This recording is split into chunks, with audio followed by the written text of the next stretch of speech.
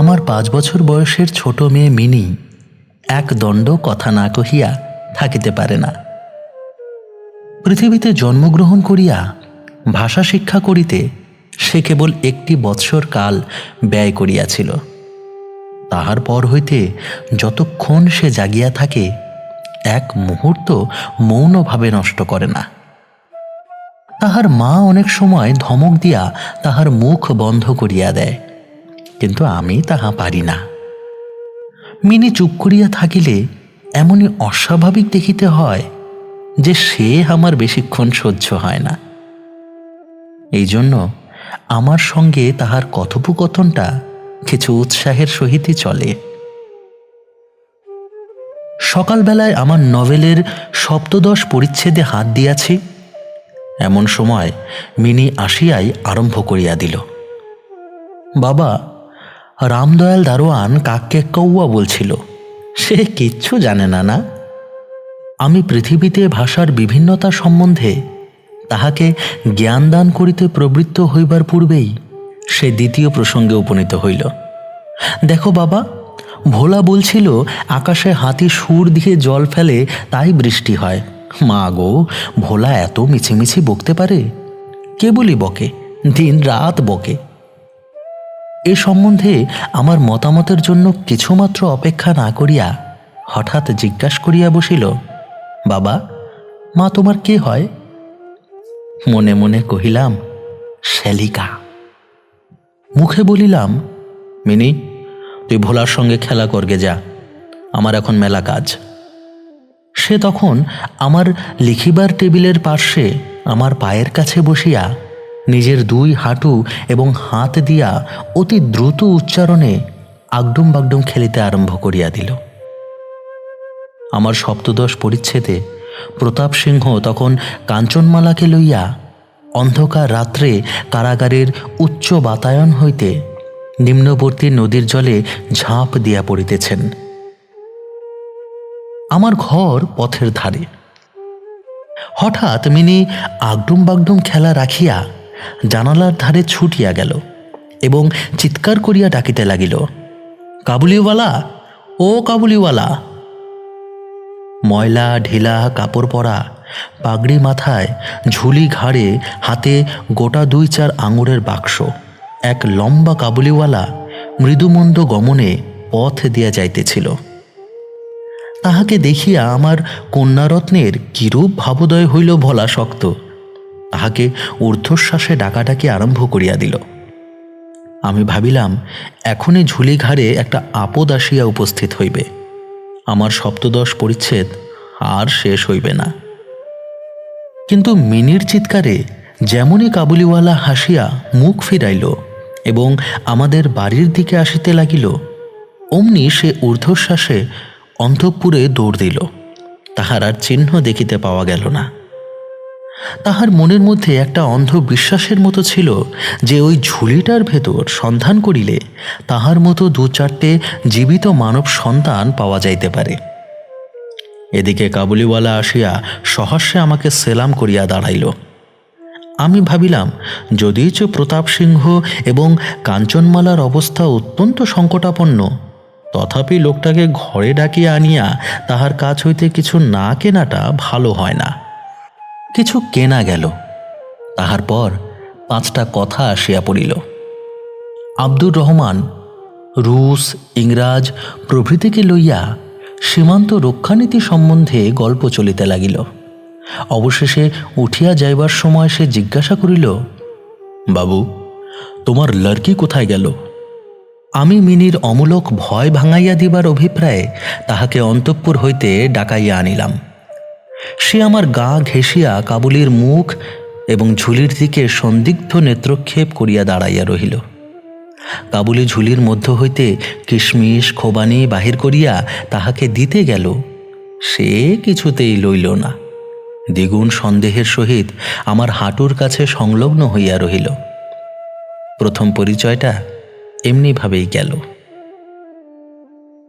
কিছুদিন পরে একদিন সকালবেলায় আবশ্যকবশত বাড়ি হইতে বাহির হইবার সময় দেখি আমার দুহিতাটি দ্বারের সমীপস্থ বেঞ্চির উপর বসিয়া অনর্গল কথা কহিয়া যাইতেছে, এবং কাবুলিওয়ালা তাহার পদতলে বসিয়া সহাস্য মুখে শুনিতেছে এবং মধ্যে মধ্যে প্রসঙ্গক্রমে নিজের মতামত দোআঁশলা বাংলায় ব্যক্ত করিতেছে।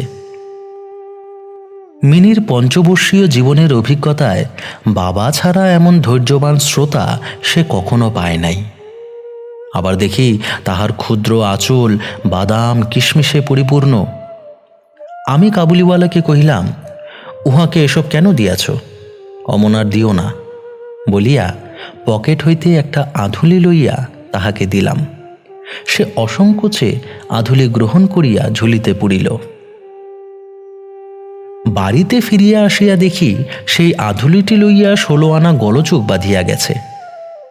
মিনির মা একটা শ্বেত চকচকে গোলাকার পদার্থ লইয়া ভর্ৎসনার স্বরে মিনিকে জিজ্ঞাসা করিতেছেন, তুই এই আধুলি কোথায় পেলি? মিনি বলিতেছে, কাবুলিওয়ালা দিয়াছে। তাহার মা বলিতেছেন, কাবুলিওয়ালার কাছ হইতে আধুলি তুই কেন নিতে গেলি? মিনি ক্রন্দনের উপক্রম করিয়া কহিল, আমি চাইনি, সে আপনিই দিলে। আমি আসিয়া মিনিকে তাহার আসন্ন বিপদ হইতে উদ্ধার করিয়া বাহিরে লইয়া গেলাম। সংবাদ পাইলাম, কাবুলিওয়ালার সহিত মিনির এই যে দ্বিতীয় সাক্ষাৎ তাহা নহে। ইতিমধ্যে সে প্রায় প্রত্যহ আসিয়া পেস্তা বাদাম ঘুষ দিয়া মিনির ক্ষুদ্র লুব্ধ হৃদয়টুকু অনেকটা অধিকার করিয়া লইয়াছে। দেখিলাম এই দুটি বন্ধুর মধ্যে গুটিকতক বাঁধা কথা এবং ঠাট্টা প্রচলিত আছে। যথা, রহমতকে দেখিবা মাত্র আমার কন্যা হাসিতে হাসিতে জিজ্ঞাসা করিত, কাবুলিওয়ালা, ও কাবুলিওয়ালা, তোমার ও ঝুলির ভেতর কি? রহমত একটা অনাবশ্যক চন্দ্রবিন্দু যোগ করিয়া হাসিতে হাসিতে উত্তর করিত, হাতি। অর্থাৎ তাহার ঝুলির ভেতরে যে একটা হস্তি আছে, এইটাই তাহার পরিহাসের সূক্ষ্ম মর্ম। খুব যে বেশি সূক্ষ্ম তাহা বলা যায় না, তথাপি এই পরিহাসে উভয়েই বেশ একটু কৌতুক অনুভব করিত। এবং শরৎকালের প্রভাতে একটি বয়স্ক এবং একটি অপ্রাপ্ত বয়স্ক শিশুর সরল হাস্য দেখিয়া আমারও বেশ লাগিত। উহাদের মধ্যে আরও একটা কথা প্রচলিত ছিল। রহমত মিনিকে বলিত, খোকি, তুমি শ্বশুরবাড়ি কখনো যাবে না? বাঙালির ঘরের মেয়ে আজন্মকাল শ্বশুরবাড়ি শব্দটার সহিত পরিচিত, কিন্তু আমরা কিছু একেলে ধরনের লোক হওয়াতে শিশু মেয়েকে শ্বশুরবাড়ি সম্বন্ধে সজ্ঞান করিয়া তোলা হয় নাই। এই জন্য রহমতের অনুরোধটা সে পরিষ্কার বুঝিতে পারিত না, অথচ কথাটার একটা কোনো জবাব না দিয়া চুপ করিয়া থাকা নিতান্ত তাহার স্বভাব বিরুদ্ধ। সে উল্টিয়া জিজ্ঞাসা করিত, তুমি শ্বশুরবাড়ি যাবে?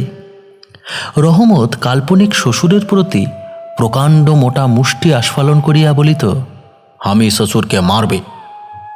শুনিয়া মিনি শ্বশুর নামক কোনো এক অপরিচিত জীবের দুরবস্থা কল্পনা করিয়া অত্যন্ত হাসিত।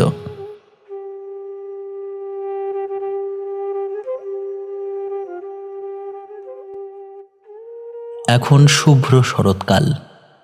প্রাচীনকালে এই সময়ে রাজারা দিগ্বিজয়ে বাহির হইতেন। আমি কলিকাতা ছাড়িয়া কখনো কোথাও যাই নাই, কিন্তু সেই জন্যেই আমার মনটা পৃথিবীময় ঘুরিয়া বেড়ায়। আমি যেন আমার ঘরের কোণে চিরপ্রবাসী। বাহিরের পৃথিবীর জন্য আমার সর্বদা মন কেমন করে। একটা বিদেশের নাম শুনিলেই অমনি আমার চিত্ত ছুটিয়া যায়। তেমনি বিদেশি লোক দেখিলেই অমনি নদী পর্বত অরণ্যের মধ্যে একটা কুটিরের দৃশ্য মনে উদয় হয় এবং একটা উল্লাসপূর্ণ স্বাধীন জীবনযাত্রার কথা কল্পনায় জাগিয়া উঠে। এদিকে আবার আমি এমনই উদ্ভিজ্জ প্রকৃতি যে আমার কোনটুকু ছাড়িয়া একবার বাহির হইতে গেলে মাথায় বজ্রাঘাত হয়। এই জন্য সকালবেলায় আমার ছোট্ট ঘরে টেবিলের সামনে বসিয়া এই কাবুলির সঙ্গে গল্প করিয়া আমার অনেকটা ভ্রমণের কাজ হইত। দুই ধারে বন্ধুর দুর্গম দগ্ধ রক্তবর্ণ উচ্চ গিরিশ্রেণী, মধ্যে সংকীর্ণ মরুপথ, বোঝাই করা উষ্ট্রের শ্রেণী চলিয়াছে। পাগড়ি পরা বণিক এবং পথিকেরা কেহ বা উটের পরে, কেহ বা পদব্রজে, কাহারো হাতে বর্ষা, কাহারো হাতে সেকেলে চকমকি ঠোকা বন্দুক। কাবুলি মেঘমন্দ্র স্বরে ভাঙা বাংলায় স্বদেশের গল্প করিত, আর এই ছবি আমার চোখের সম্মুখ দিয়া চলিয়া যাইত। মিনির মা অত্যন্ত শঙ্কিত স্বভাবের লোক। রাস্তায় একটা শব্দ শুনিলে তাহার মনে হয় পৃথিবীর সমস্ত মাতাল আমাদের বাড়িটাই বিশেষ লক্ষ্য করিয়া ছুটিয়া আসিতেছে।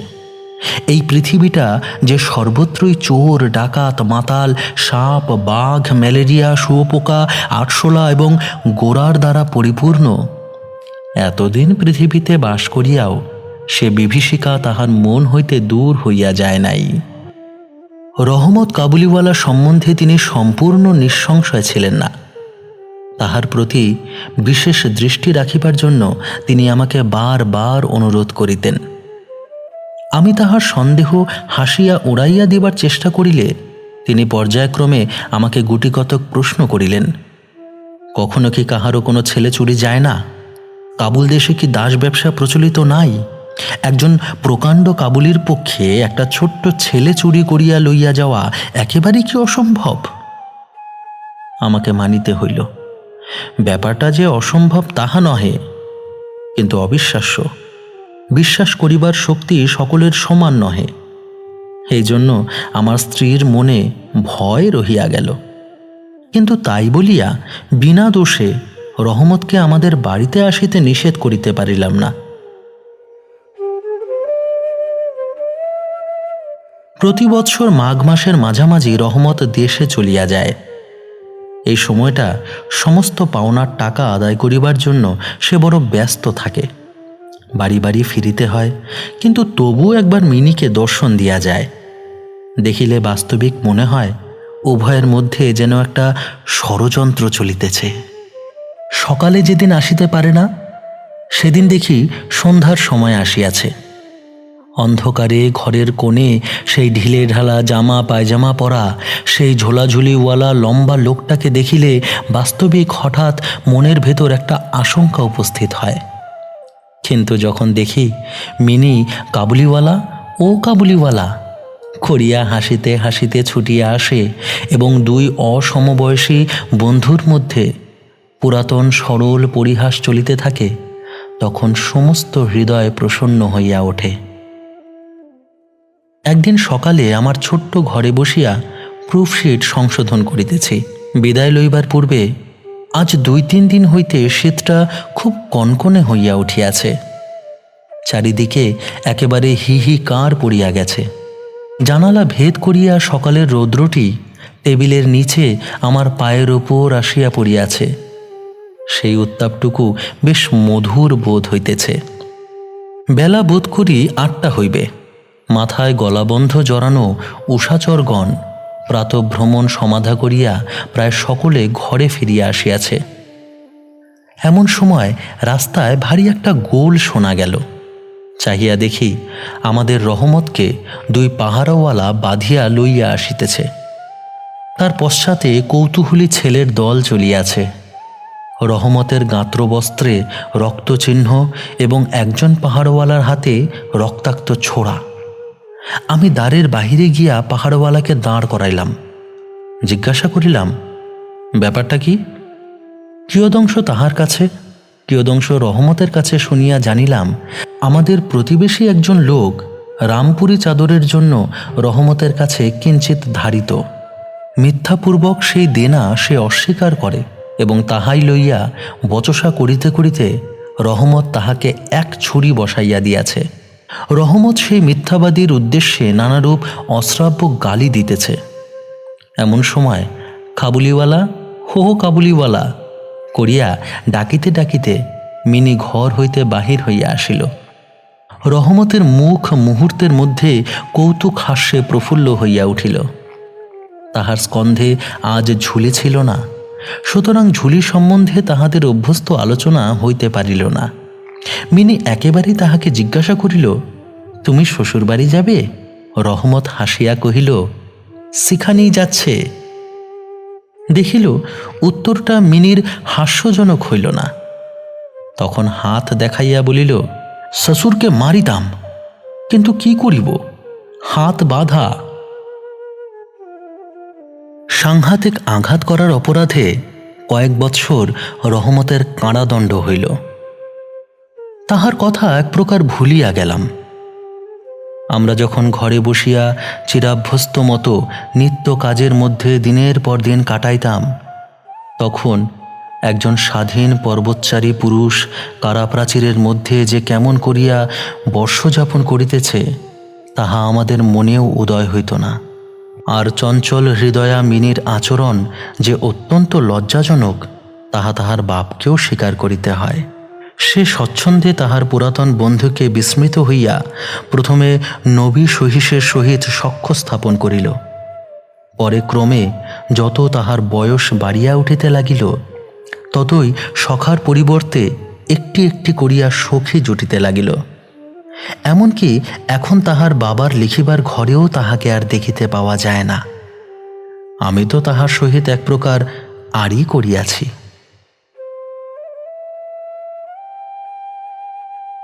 কত বৎসর কাটিয়া গেল, আর একটি শরৎকাল আসিয়াছে। আমার মিনির বিবাহের সম্বন্ধ স্থির হইয়াছে। পূজার ছুটির মধ্যে তাহার বিবাহ হইবে। কৈলাসবাসিনীর সঙ্গে সঙ্গে আমার ঘরের আনন্দময়ী পিতৃভবন অন্ধকার করিয়া পতিগৃহে যাত্রা করিবে। প্রভাতটি অতি সুন্দর হইয়া উদয় হইয়াছে। বর্ষার পরে এই শরতের নূতন ধৌত রৌদ্র যেন সোহাগায় গলানো নির্মল সোনার মতো রং ধরিয়াছে। এমনকি কলিকাতার গলির ভেতরকার ইষ্টক জর্জর অপরিচ্ছন্ন ঘেঁষাঘেঁষি বাড়িগুলির ওপরেও এই রৌদ্রের আভা একটি অপরূপ লাবণ্য বিস্তার করিয়াছে। আমার ঘরে আজ রাত্রি শেষ হইতে না হইতে সানাই বাজিতেছে। সে বাঁশি যেন আমার বুকের পঞ্জরের হাড়ের মধ্য হইতে কাঁদিয়া কাঁদিয়া বাজিয়া উঠিতেছে। করুণ ভৈরবী রাগিনীতে আমার আসন্ন বিচ্ছেদ ব্যথাকে শরতের রৌদ্রের সহিত সমস্ত বিশ্ব জগৎময় ব্যপ্ত করিয়া দিতেছে। আজ আমার মিনির বিবাহ। সকাল হইতে ভারী গোলমাল, লোকজনের আনাগোনা, উঠানে বাঁশ বাঁধিয়া পাল খাটানো হইতেছে। বাড়ির ঘরে ঘরে এবং বারান্দায় ঝাড় টাঙাইবার ঠুংঠাং শব্দ উঠিতেছে। হাঁক ডাকের সীমা নাই। আমি আমার লিখিবার ঘরে বসিয়া হিসাব দেখিতেছি। এমন সময় রহমত আসিয়া সেলাম করিয়া দাঁড়াইল। আমি প্রথমে চিনিতে পারিলাম না। তাহার সে ঝুলি নাই, তাহার সে লম্বা চুল নাই, তাহার শরীরে পূর্বের মতো সেই তেজ নাই। অবশেষে তাহার হাসি দেখিয়া তাহাকে চিনিলাম। কহিলাম, কিরে রহমত, কবে আসিলি? সে কহিল, কাল সন্ধ্যাবেলা জেল হইতে খালাস পাইয়াছি। কথাটা শুনিয়া কেমন কানে খট করিয়া উঠিল। কোনো খুনিকে কখনো প্রত্যক্ষ দেখি নাই। ইহাকে দেখিয়া সমস্ত অন্তঃকরণ যেন সংকুচিত হইয়া গেল। আমার ইচ্ছা করিতে লাগিল, আজিকার এই শুভ দিনে এ লোকটা এখান হইতে গেলেই ভালো হয়। আমি তাহাকে কহিলাম, আজ আমার বাড়িতে একটা কাজ আছে, আমি কিছু ব্যস্ত আছি, তুমি আজ যাও। কথাটা শুনিয়াই সে তৎক্ষণাৎ চলিয়া যাইতে উদ্যত হইল। অবশেষে দরজার কাছে গিয়া একটু ইতস্তত করিয়া কহিল, খোকিকে একবার দেখিতে পাইব না? তাহার মনে বুঝি বিশ্বাস ছিল মিনি সেইভাবেই আছে। সে যেন মনে করিয়াছিল মিনি আবার সেই পূর্বের মতো কাবুলিওয়ালা হো কাবুলিওয়ালা করিয়া ছুটিয়া আসিবে। তাহাদের সেই অত্যন্ত কৌতুকাবহ পুরাতন হাস্যালাপের কোনরূপ ব্যত্যয় হইবে না। এমনকি পূর্ব বন্ধুত্ব স্মরণ করিয়া সে এক বাক্স আঙুর এবং কাগজের মোড়কে কিঞ্চিৎ কিশমিশ বাদাম বোধ করি কোনো স্বদেশীয় বন্ধুর নিকট হইতে চাহিয়া চিন্তিয়া সংগ্রহ করিয়া আনিয়াছিল। তাহার সে নিজের ঝুলিটি আর ছিল না। আমি কহিলাম, আজ বাড়িতে কাজ আছে, আজ আর কাহারও সহিত দেখা হইতে পারিবে না। সে যেন কিছু ক্ষুণ্ণ হইল। স্তব্ধভাবে দাঁড়াইয়া একবার স্থির দৃষ্টিতে আমার মুখের দিকে চাহিল। তারপরে বাবু সেলাম বলিয়া দ্বারের বাহির হইয়া গেল। আমার মনে কেমন একটু ব্যথা বোধ হইল। মনে করিতেছি তাহাকে ফিরিয়া ডাকিব, এমন সময় দেখি সে আপনি ফিরিয়া আসিতেছে। কাছে আসিয়া কহিল, এই আঙুর এবং কিঞ্চিত বাদাম খোকের জন্য আনিয়াছিলাম, তাহাকে দিবেন। আমি সেগুলি লইয়া দাম দিতে উদ্যত হইলে সে হঠাৎ আমার হাত চাপিয়া ধরিল, কহিল, আপনার বহুত দয়া, আমার চিরকাল স্মরণ থাকিবে, আমাকে পয়সা দিবেন না। বাবু, তোমার যেমন একটি লড়কি আছে, তেমনি দেশে আমারও একটি লড়কি আছে। আমি তাহারই মুখখানি স্মরণ করিয়া তোমার খোখের জন্য কিছু কিছু মেওয়া হাতে লইয়া আসি। আমি তো সওদা করিতে আসি না। এই বলিয়া সে আপনার মস্ত ঢিলা জামাটার ভিতর হইতে হাত চালাইয়া দিয়া বুকের কাছে কোথা হইতে এক টুকরো ময়লা কাগজ বাহির করিল। বহু সযত্নে ভাঁজ খুলিয়া দুই হস্তে আমার টেবিলের ওপর মেলিয়া ধরিল। দেখিলাম কাগজের ওপর একটি ছোট্ট হাতের ছাপ, ফটোগ্রাফ নহে, তেলের ছবি নহে, হাতে খানিকটা ভূষা মাখাইয়া কাগজের ওপরে তাহার চিহ্ন ধরিয়া লইয়াছে। কন্যার এই স্মরণ চিহ্নটুকু বুকের কাছে লইয়া রহমত প্রতি বৎসর কলিকাতার রাস্তায় মেওয়া বেচিতে আসে। যেন সেই সুকোমল ক্ষুদ্র শিশু হস্তটুকুর স্পর্শখানি তাহার বিরাট বিরোহী বক্ষের মধ্যে সুধা সঞ্চার করিয়া রাখে। দেখিয়া আমার চোখ ছলছল করিয়া আসিল। তখন সে যে একজন কাবুলি মেওয়াওয়ালা আর আমি যে একজন বাঙালি সম্ভ্রান্ত বংশীয় তাহা ভুলিয়া গেলাম। তখন বুঝিতে পারিলাম সেও যে, আমিও সে, সেও পিতা, আমিও পিতা। তাহার পর্বত গৃহবাসিনী ক্ষুদ্র পার্বতীর সেই হস্তচিহ্ন আমারই মিনিকে স্মরণ করাইয়া দিল। আমি তৎক্ষণাৎ তাহাকে অন্তঃপুর হইতে ডাকাইয়া পাঠাইলাম। অন্তঃপুরে ইহাতে অনেক আপত্তি উঠিয়াছিল, কিন্তু আমি কিছুমাত্র কর্ণপাত করিলাম না।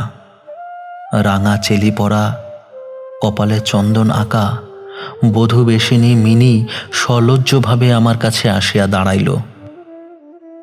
তাহাকে দেখিয়া কাবুলিওয়ালা প্রথমটা থতমত খাইয়া গেল। তাহাদের পুরাতন আলাপ জমাইতে পারিল না। অবশেষে হাসিয়া কহিল, খোকি, খোকি, তুমি শ্বশুরবাড়ি যাবিস? মিনি এখন শ্বশুরবাড়ির অর্থ বোঝে। এখন আর সে পূর্বের মতো উত্তর দিতে পারিল না। রহমতের প্রশ্ন শুনিয়া লজ্জায় আরক্ত হইয়া মুখ ফিরাইয়া দাঁড়াইল। কাবুলিওয়ালার সহিত মিনির যেদিন প্রথম সাক্ষাৎ হইয়াছিল, আমার সেই দিনের কথা মনে পড়িল। মনটা কেমন ব্যথিত হইয়া উঠিল। মিনি চলিয়া গেল। একটা গভীর দীর্ঘ নিঃশ্বাস ফেলিয়া রহমত মাটিতে বসিয়া পড়িল। সে হঠাৎ স্পষ্ট বুঝিতে পারিল তাহার মেয়েটিও ইতিমধ্যে এইরূপ বড় হইয়াছে। তাহার সঙ্গেও তাহার নতুন আলাপ করিতে হইবে। তাহাকে ঠিক পূর্বের মতো তেমনই আর পাইবে না। এ 8 বৎসরে তাহার কি হইয়াছে তাহাই বা কে জানে। সকালবেলায় শরতের স্নিগ্ধ রৌদ্রকিরণের মধ্যে সানাই বাজিতে লাগিল। রহমত কলিকাতার এক গলির ভিতর বসিয়া আফগানিস্তানের এক মরুপর্বতের দৃশ্য দেখিতে লাগিল। আমি একখানি নোট লইয়া তাহাকে দিলাম। বলিলাম, রহমত, তুমি দেশে তোমার মেয়ের কাছে ফিরিয়া যাও। তোমাদের মিলন সুখে আমার মিনির কল্যাণ হোক। এই টাকাটা দান করিয়া হিসাব হইতে উৎসব সমারোহের 2-1 অঙ্গ ছাটিয়া দিতে হইল। যেমন মনে করিয়াছিলাম তেমন করিয়া ইলেকট্রিক আলো জ্বালাইতে পারিলাম না। গড়ের বাদ্যও আসিল না। অন্তঃপুরে মেয়েরা অত্যন্ত অসন্তোষ প্রকাশ করিতে লাগিলেন। কিন্তু মঙ্গল আলোকে আমার শুভ উৎসব উজ্জ্বল হইয়া উঠিল।